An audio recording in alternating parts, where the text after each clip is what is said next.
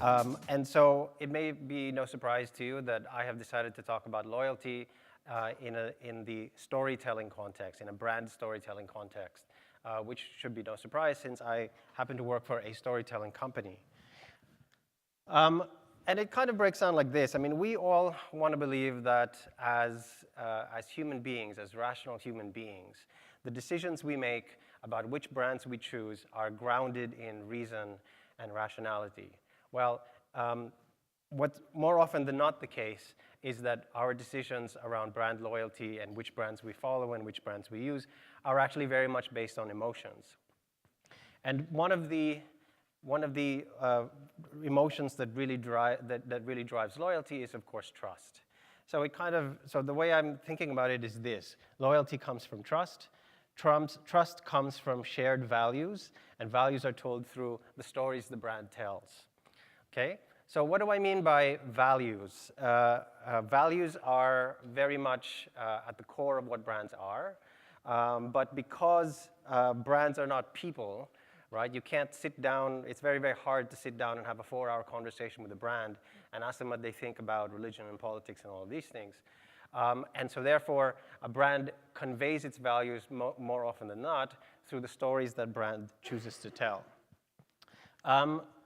There is a reason why the CEO of Starbucks and why many other companies in the US right now take very, very controversial stands on even things like political issues, things that normally a corporation would try to steer clear from.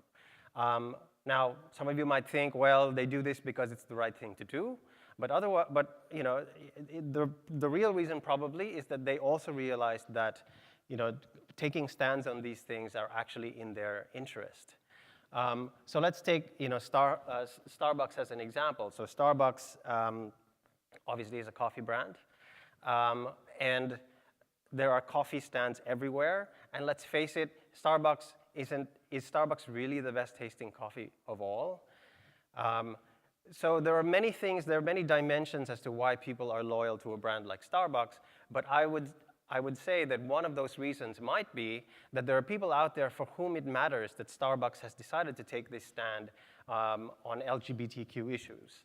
Now, there are flip sides of that, right? There are also going to be people who are going to reject Starbucks because of it, but obviously this brand has decided that this is the position they're going to take, and they have weighed out the pros and cons and have decided that these are the values that they want to stand for, and therefore they are building loyalty with consumers who have the same values as them.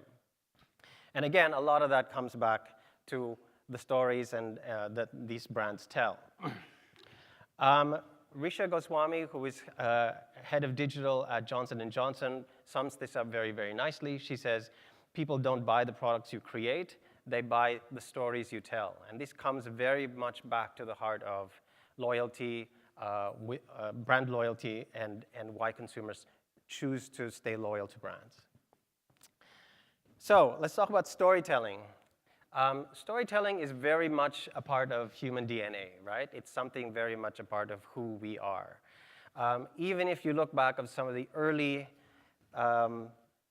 manifestations of storytelling, there is scientific evidence that shows that even cave paintings were not really just static images or static expressions of art.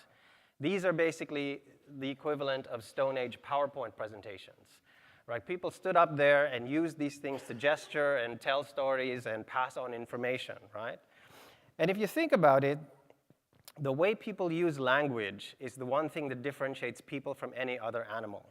You have animals that can communicate, you look out, I see a lion coming, but animals will not be able to communicate things that aren't happening right now, or can pass on information that happened yesterday, or passed on information that happened a generation ago. And storytelling is how we pass on information from one generation to the next, and how we pass on values from one generation to the next. And so this very much comes to the heart of why storytelling is important for brands, and that brands must learn how to successfully be able to tell their brand story in a way that conveys values, in a way that builds loyalty. All of this, by the way, comes from a much longer presentation I have that's about 2 hours long. I don't have time to go through it today, but For those of you who are interested, you can talk to me about it afterwards because I love talking about this stuff. I talk about how brands can learn from the entertainment industry, the modern entertainment industry, in terms of how they approach storytelling, whether that's from classic storytelling models like the hero's journey to transmedia storytelling approaches. For those of you who like to watch movies, if you think about, for example, Star Wars and how Star Wars tells their story across all kinds of media and across all kinds of different platforms. It also talks about how the entertainment industry likes to build long-standing brand platforms. Marvel comes to mind, for example. And finally, that the entertainment industry has become very, very good at activating fans. So I kind of bring all of this together and wrap it up into this big lesson about storytelling from a brand perspective. But some of you are going to be sitting in the audience and thinking, okay, I represent an enterprise software company. What the hell does that have to do with Thor Ragnarok? Or I work for this kind of B2B industry, and I do not have budgets like Disney has. Well, the good news is you don't really have to, right? There are very many ways in which you can tell stories. There are very, very many ways in which you can build up these values for your brand. And I'll share with you some of my favorite examples before I hand over to the other panelists. This is from the GE Reports page. So this is something that GE produces. It is their content hub of all kinds of things, whether they're and it's essentially about all of the innovations they do, whether it's about their power generation or the trains that they build, or they have a whole bunch. They have a whole YouTube channel, by the way, which is really, really excellent, and I would highly recommend it if you're into that kind of thing. If you're a geek like me who likes to watch drones, they have an excellent collection of all of their videos about what they're doing with drones. And each of these videos has content that could stand toe-to-toe with anything that, say, National Geographic produces or the Discovery Channel produces. So again, excellent storytelling from brands. But there's even simpler versions that you can do. Like on the left is an example that we have from MediaCorp's Brand Studio, which is our content marketing arm, and an example of how we do storytelling with a brand like Johnson & Johnson Vision and the innovations that they're doing. And finally, I'll close with one other example, which I'm particularly fond of, because this is the kind of example that really brings together all of these things that I'm talking about. Classic storytelling, hero's journey, and a brand playing its proper role within a storytelling context. And that's a video by Visa called Tokyo Unexpected. It's about a Thai woman who travels to Tokyo by herself and discovers her own identity and discovers her own individuality, and there's a nice life lesson in there. For those of you who are, for those of you like John, who needs to be in touch with his feminine side, it'll really appeal to you, I'm sure. So I urge you to look it up. But that's what I wanted to cover off today, and the importance of storytelling for brands and how this builds brand loyalty. Thank you. Hi. First of all, I want to say thank you to both Miguel and to Megan for creating what we're going to do today. As Miguel said, we came at it from different angles, and the angle that I came at it was from I work for Facebook. I should probably talk about social media. And how do we develop loyalty and for our brands, whatever your brand may be, whether that's a B2C brand, whether that's an SMB brand, whether that's a B2B brand, whatever it might be, it's a personal brand. Maybe you work for a charity. All of these require, you want loyalty. And I should go on to the next page, shouldn't I? Did everybody get Miguel's email? So I need to put it back. So I sat and I thought about it. I thought there's a lot of components that we can talk about related to how loyalty is cultivated. And how we make the most out of that through social media. We could talk about how we use targeting, for example. We could talk about media plans and length. But what I wanted to talk about was time, actually, and to build on some of the work that Miguel set with you, because it is about a story. The picture you can see up here is to a couple, probably, or friends, and they're watching something on television. They're multi-device usage right now. I've been married for 26 years. So I've been in a relationship of loyalty for 26 years. And all of those moments, and we all know this, we all have relationships, whether they're partnerships or friendships or work partnerships.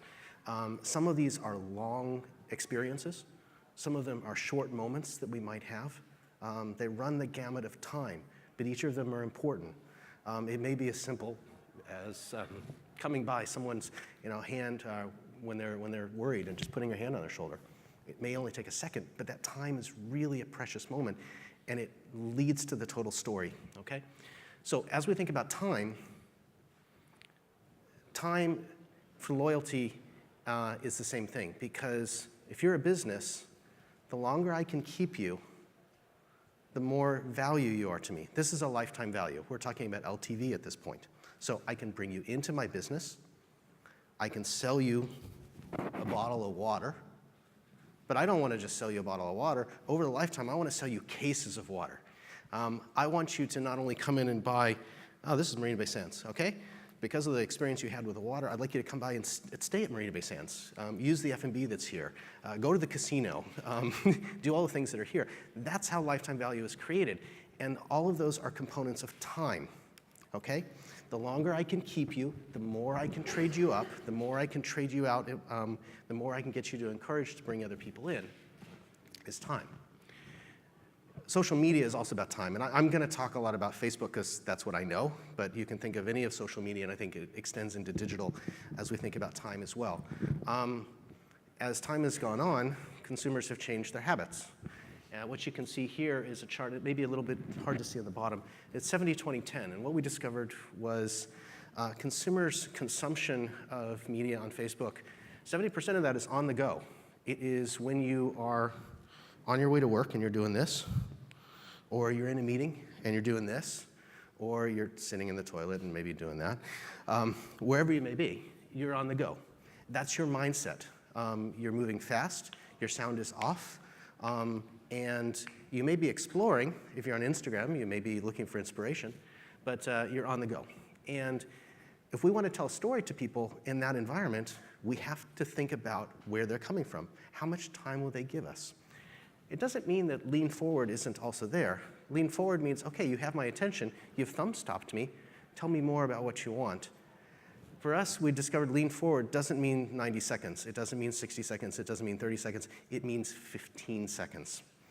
That is 3 seconds, okay? And you may be saying, can I tell a story in 3 seconds? We're gonna look at some examples that talk about that and how we create loyalty, because loyalty is about me having an affinity with a brand that's developed through the story. And then we have the lean back. So I really do want to engage with you. I want to know more about Circle's life, for example, and to use an example, or the work that MediaCore is doing. So I'm going to give you more time to talk with me about that, okay? We also have lay down, and lay down is when you watch Netflix, by the way, okay? So let's look at a couple of examples. And we've pulled out a lot of examples that actually we've pulled more from Instagram than any place else, because Instagram is very quickly expanding, and it has a lot to do with what we talk about time. And a key component of this is about the ephemeral aspect. And ephemeral isn't being driven by the advertisers, it's not being driven by Facebook, it's being driven by the users. The users are coming and saying, I want to use IG stories. So Instagram stories, where something is going to be here, and I'm sharing a moment, it's a little bit gritty, it's not perfect, but I want to share it because it's real, it's authentic. Loyalty with brands is about authenticity as well. So there's a connection here. So here's a couple of examples where how do we keep people? And what we're talking about here is we're talking about actually a progression bar. So it holds our attention, because when we're talking about social media, you have my attention. I'm doing this. I'm not watching the television. I'm doing this. But you have to thumb stop me. So how do I thumb stop people? Here's one example. So we're able to engage simply by taking it from black and white to color, or before and after Lucky Shrub. So swipe up for watering wellness tips. Oops, I'm sorry, we got the first one again. One more time. There's the second one. And then the third one. The sense of dread that comes from this as we sit and watch it. All of these are very short, but by the use of a progression bar, which is what consumers have become comfortable with, we're willing to pay attention to that. And each of them tells a story. And each of them communicates what that brand is about when you're on the go. Now, whoops, there we go one more time. I always worry about him. Another way of thinking about this is how we pause. Because remember, I'm on the go. How do I get you to pause? Okay? Hold pause to get a power-up code. Or the name game for the lucky shrub. Find the best shrub for your space. Everybody wants a shrub on their desk, I suppose.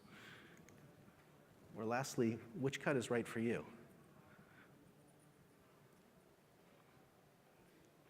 These are all very simple, they're all very fast, but they are taking the component that exists of people's lives when they're on the go and delivering a brand message to them.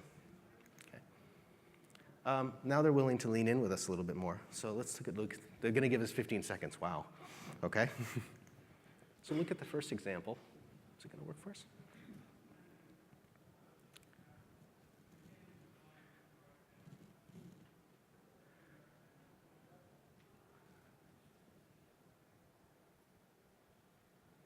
It tells a love story in Paris. It does so within 15 seconds. It does a way where we're basically only using stills. There's nothing particularly complicated about this, actually. Yeah, anybody could do it. My 10-year-old could do it. But it's a great message. Okay? Let's look at the guessing game, in this case, Club Soda.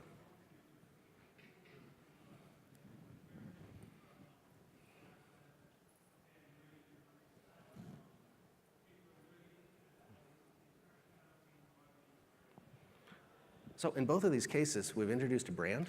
We've created a preference for that brand, especially on the left side. Excellent job of creating preference for that brand. And we've done that within 15 seconds, and we've used devices that have kept people there. Okay? This is one of my favorites. This is about heartbeat. Okay? This is where we're not necessarily using 15 seconds. This is a piece that was done out of Brazil, and it was done actually about a year ago. And what it's pitching is drive-through. Okay, for McDonald's.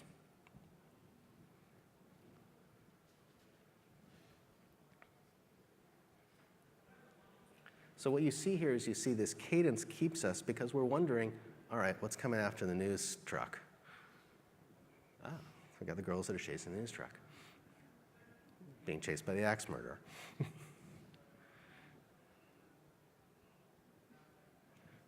Being chased by, I don't know who those guys are. And it goes on and on and on. This thing goes on for like 4 minutes, okay? But it's a beautiful piece of work, and as we think about time, the cadence of this keeps us, and it brings us in closer to the brand. Okay? I'm going to go on to the next one. It does go on for like 4 minutes. Okay? The opposite side of this is when we're thinking about something that's very simple. So for example, in this case, it's washing powder. How do we put the issue up front and solve for it within 3 seconds?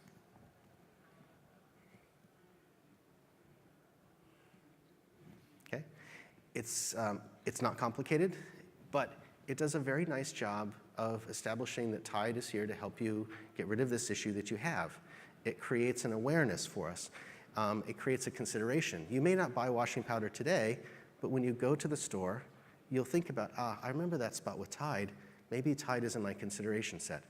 And that's part of creating loyalty as well, is you're there before we get to that moment of purchase. This is one of my favorite examples. And all this is a still. It doesn't move at all. But it's a brilliant piece of almost no time, and it's done because of the creative and the copy. So baby, that was much too fast. This is a 1963 Corvette, and it's just a beautiful, beautiful car, isn't it? So what I'm saying here is not everything has to be video, not everything has to be complicated, but what we need to make it do is be thumb-stopping in a moment, okay? Now, that's some examples of how we think about time within creative. Another way, of course, that we think about this with social media is how do I want to engage people from organic across an experience that's going to lead them to a conversion. And this is an example from IKEA my IKEA logo got cut off the time over there. Are you all familiar with this? Are some of you familiar with this? Who's seen this? Where this is the woman who has she's memorized the whole catalog. Okay, so it starts off as organic. They then took it to the next step as we think about the media process into a video lead. Okay, so this actually here is test your memory for yourself and stand to win IKEA gift cards. Click here for more updates. If you're interested, you can click here, which takes you to sign up. Notice also there's a messenger button here.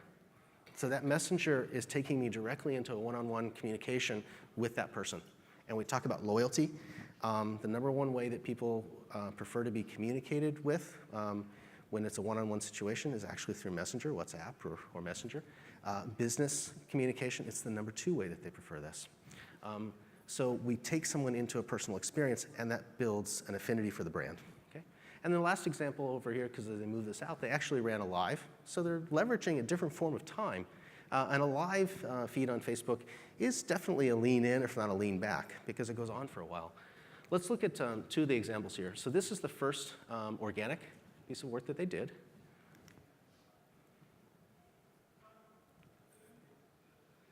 I would say the dad is wearing glasses. The son, I don't think so. On the Hemnes bookcase, on the top, there's like a trumpet, then a little sculpture in bluish, darkish, and that's also wearing glasses. Wow. How did you manage to memorize all of that?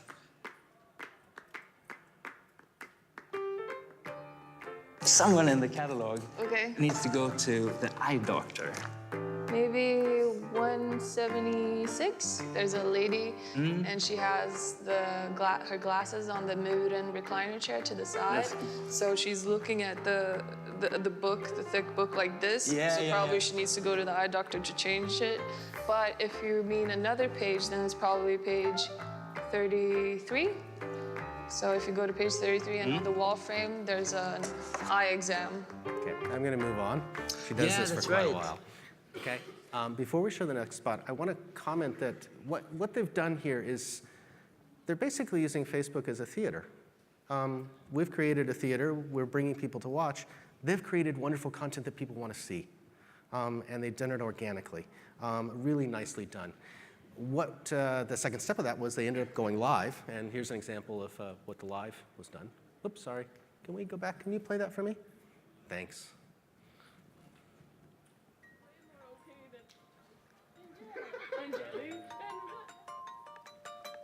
Three, two, one. One pen, fade. Hey guys, what's going on? We are right here at the Facebook Live studios with Yenja. Everybody say hi to Yenja. What's going on? Hello. How are you? I'm good. How are you? We're gonna try and find out if Yenja's for real. Are you for real? 329 pages? 28. 328 pages. See, I can't even remember the pages. I'm a disappointment. First question is on page 289. How many bedside tables are there and what are their colors? 289, it's white and red, and I want to say they're called Celia, and it's against 2 green backdrops. On page 105. Okay. This is an important question. We should probably stop. What time? Once again, this goes on for quite a while. The key point here is what's happening here is we have a deeper interaction that's happening with the brand. We've gone from organic, it's created awareness. We've taken people to say, hey, would you like to be involved with this next step? And now they're actually interacting. That develops loyalty. What's very important here is we think about the organic, and sometimes we say, hey, should I just be talking to my loyal users? Well, this spot went particularly well because it became viral, but not a lot of organic posts actually do become viral. So we have to think about that balance. If we think about, as an example, let me ask you for a raise of hands. Who has ever bought a piece of IKEA furniture? Any kind of IKEA, oh, it's almost everybody. Okay, all right, who's a fan of the IKEA page? 1, 2, 3, 3.5, okay, back there. And so that gives you an example. If we're serving just to our users who are liking our page, we're not reaching everybody else who potentially is a loyal user.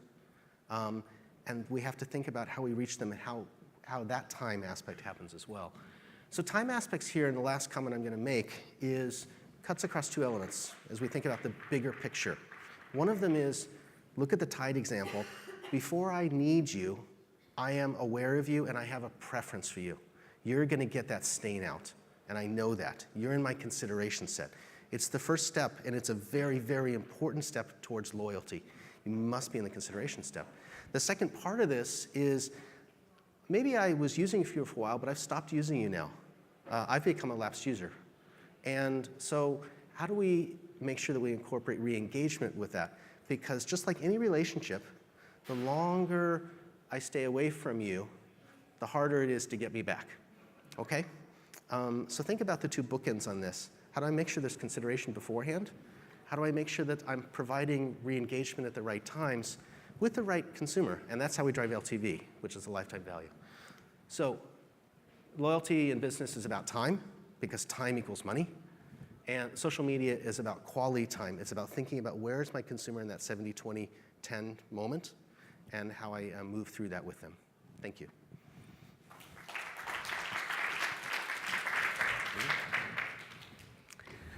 Okay, I'm going to try to go quick in the matter of time.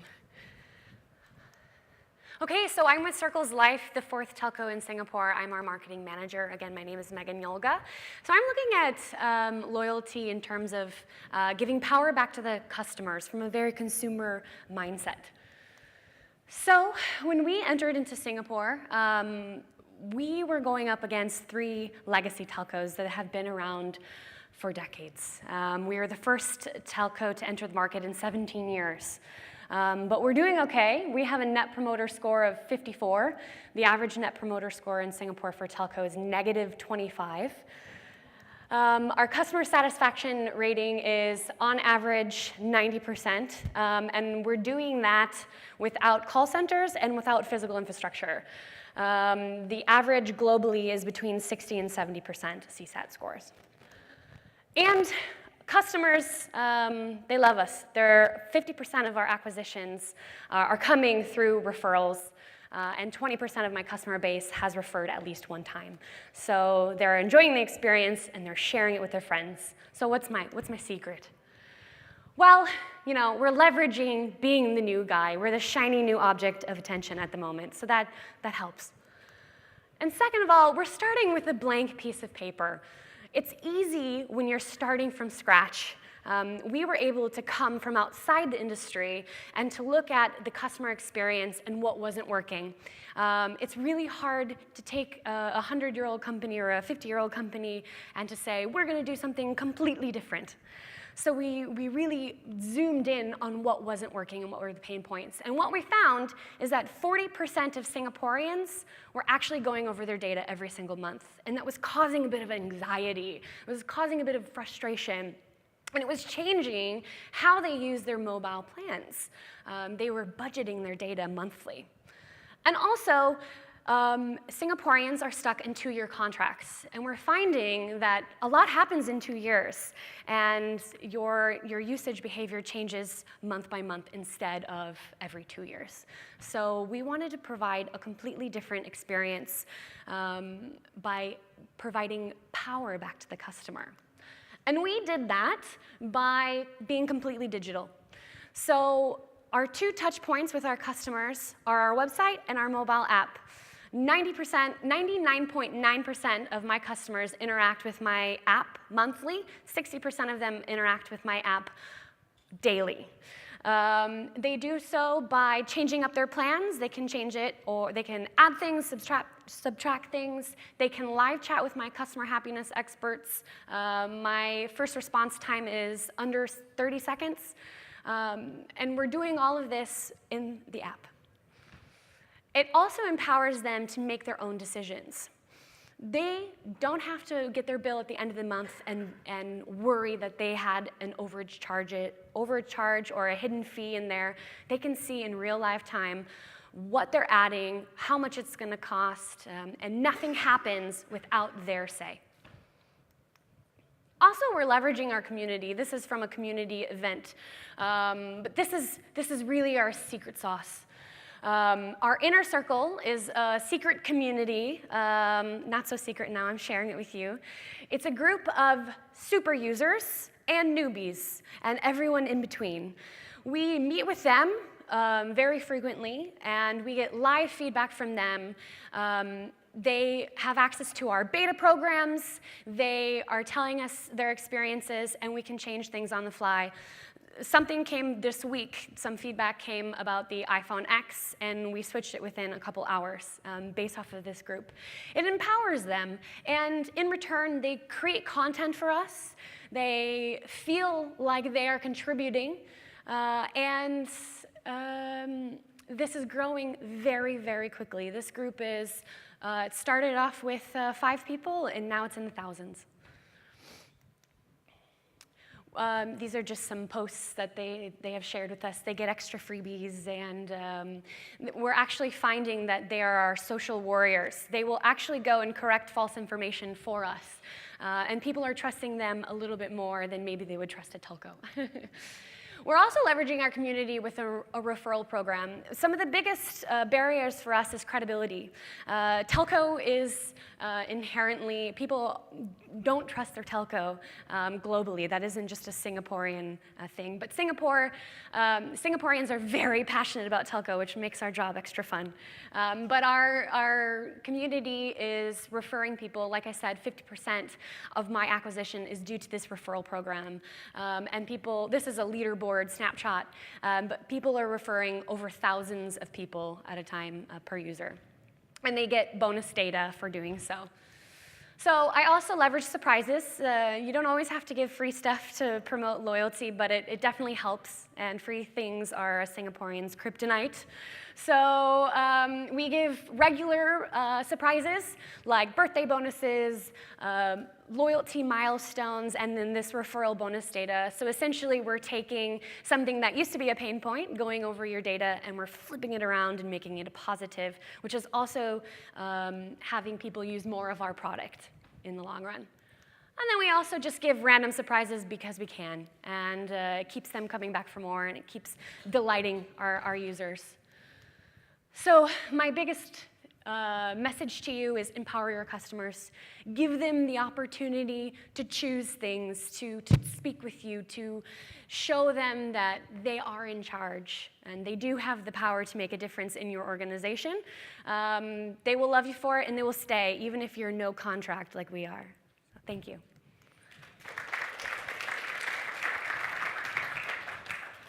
I think we have a few minutes for questions. Yeah. Does anybody have any questions? We can pass a mic round. Okay, no, nobody. All right, fair enough. We have, obviously here we have a social media network, a traditional media network, and we have a disruptive telco. So who do you think has, if it was the battle of the brands here, who do you think would win in a face-off of who creates the best brand loyalty? We're so different, it's hard to say. Yeah, I mean, so I think we're the oldest brand here. And we're the newest. And you guys are the newest. So on the one hand, we may have longer standing relationships, but that also means that there's legacy and there's baggage.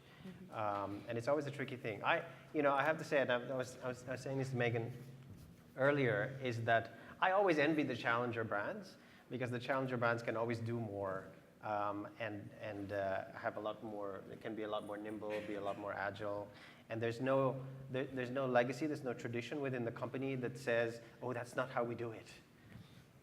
Right? Yeah, I mean, for us, we have an idea in the morning and we execute it in a couple hours. They really trust us to just go for it, and we operate at such a speed that we can make those changes, and we can listen to our customers at such a hyper level. I think the challenge for us, though, especially as we expand now into other markets, is to keep that culture of fast-paced listening and acting upon it. Yeah. I have a lot of respect for Circles Life. I think they have very strong loyalty. They have a core group of people. They have a very clear, unique selling proposition that they give, and they deliver on that consistently. So you know that they're authentic. What they say they're going to do is what they do. And as they expand out, the question will be, can they maintain the loyalty with the existing groups of consumers that they have, but in a secondary sphere of consumers that may not be the key USP for them, Are they working in a way where the wave of the future is going? And this has to do with data. And that's the core of what they do, is about data and self-management. And as we think about social media, in social media, you also want to have elements of control. And so there's a connection between kind of the things that we do. We also have a lot to do with data. Video isn't a thing, video is the thing. And that means more data. And it sucks a lot of data. And it does. And our telco partners are partners with us on multiple levels. And one of those is about how we create pipes and data for that. MediaCorp is also a good partner with us because it's about how we communicate towards that. I think that loyalty is earned. It's earned through transparency. It's earned by being consistent.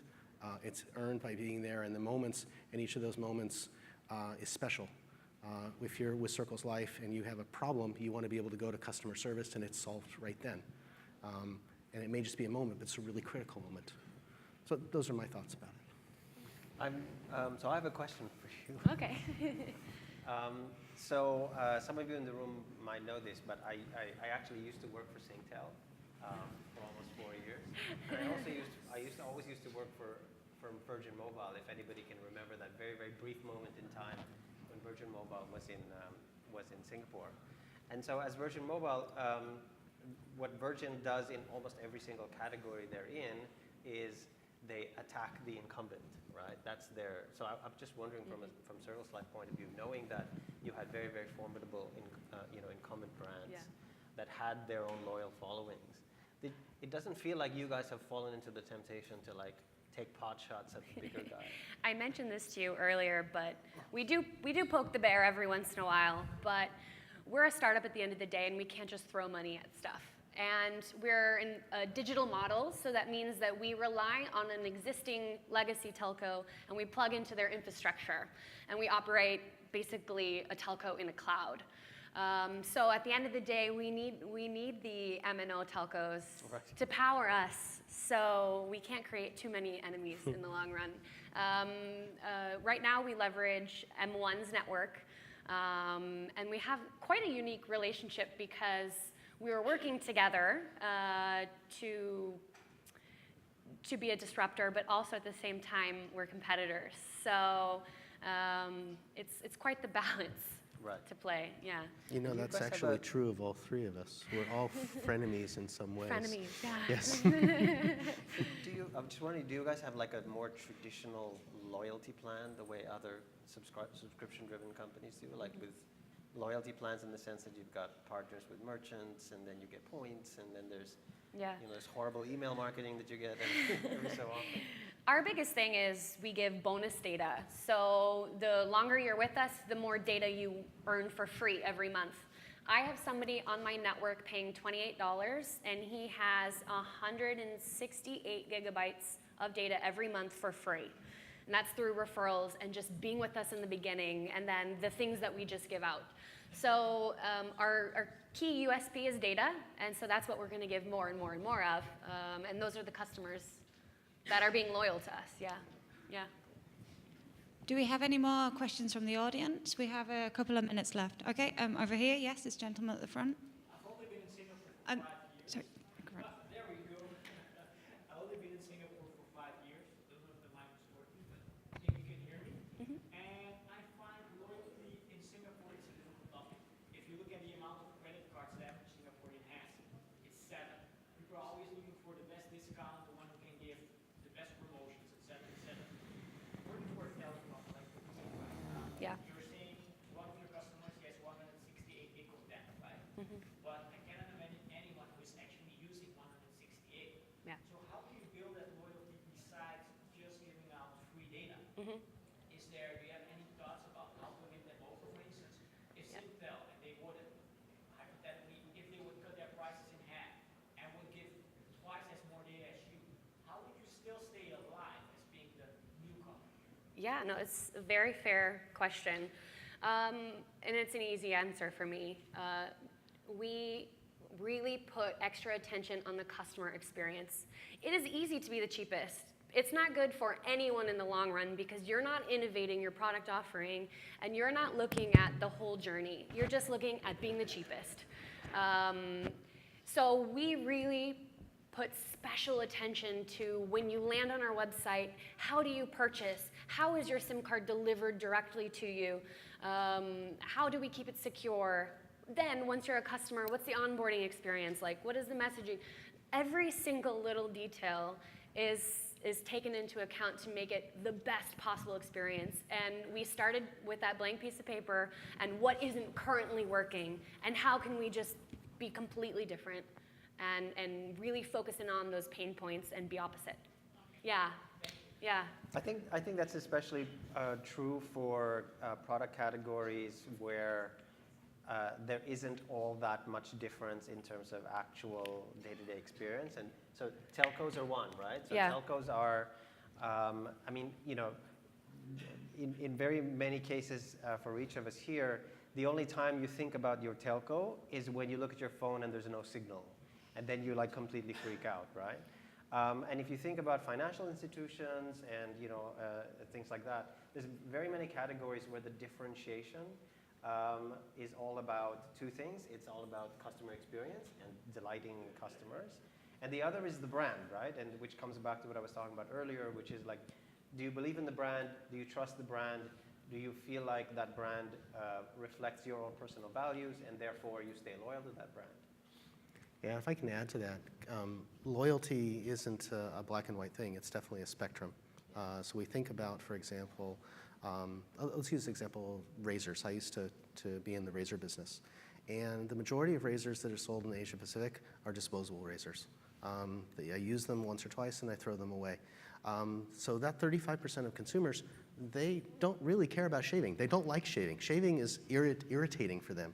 So the job to create loyalty for them is to reduce friction, both figuratively as well as beyond that. And it's by being present so they can walk in and they can get their package and they can be done with it. They still have loyalty, but we don't need to spin very elaborate emotional stories for them because they really don't care. They just want to have their package and have it deliver them a good shave.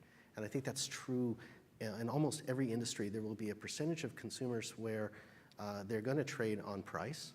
And that's what matters to them in that category for that life. There's those that are in the middle, and then there are those where there's the high touch. I go back to the LTV. LTV is driven by two components.